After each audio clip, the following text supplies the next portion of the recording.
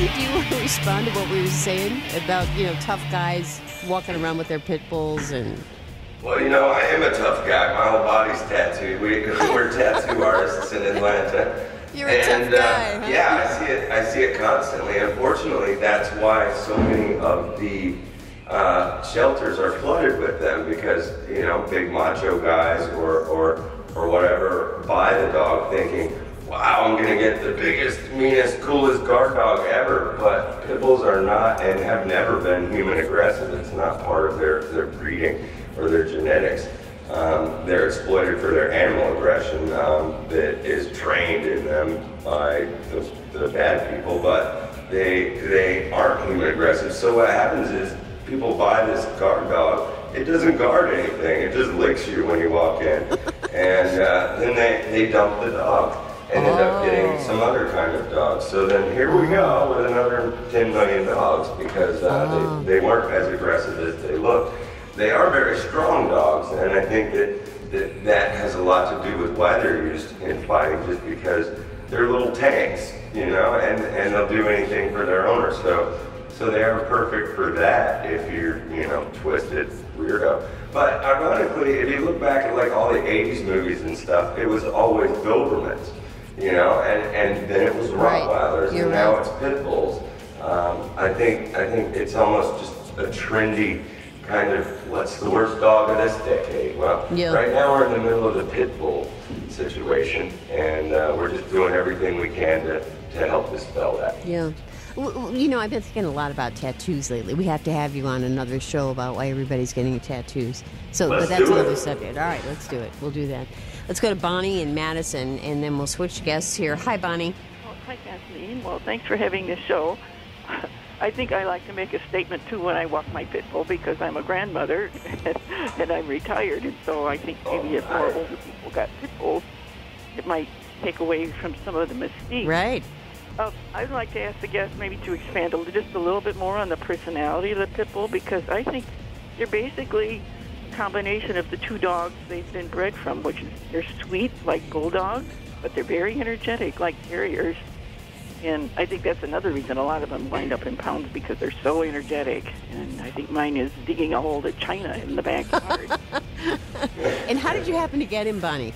Well, I just saw it on the internet on Pet Finder, and she was in a high-kill shelter about ready to be gassed. Oh.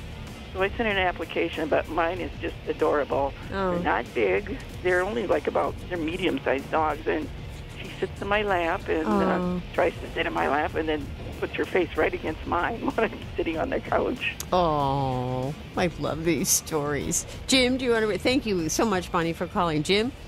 Well, yeah, I mean, part of the response to that is and what was really sort of groundbreaking about this case, and what we get into in the Lost Dogs, is that you can't, in a way, make those generalizations. Yeah, you can say some general things. They're the bulldog and the terrier, so they have sort of the drive working thing, but the big, sweet dog. But what they did here that was really radical is that instead of saying, there's a group of fighting dogs, fighting pit bulls, we should kill them all, they said, you know what, let's take this group of dogs and look at them all individually and figure out if there are any of them that we can save. And that's the kind of thing that was never done before. And so this ASPCA team came in and they looked at each dog individually, and sure enough, out of the 51, they saved 47.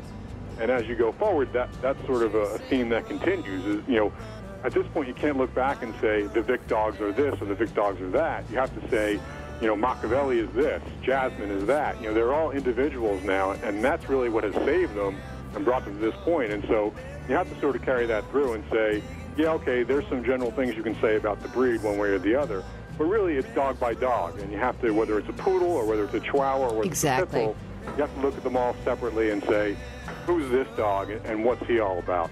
And so as much as there are some really great general things about the pit bull, more so I think the idea that, forget the breed, look at the dog is a bigger message. Yeah. Thank you, Bonnie, so much. If you have access to Facebook, we'd love to see your dog, too. If you can post a picture, that would be...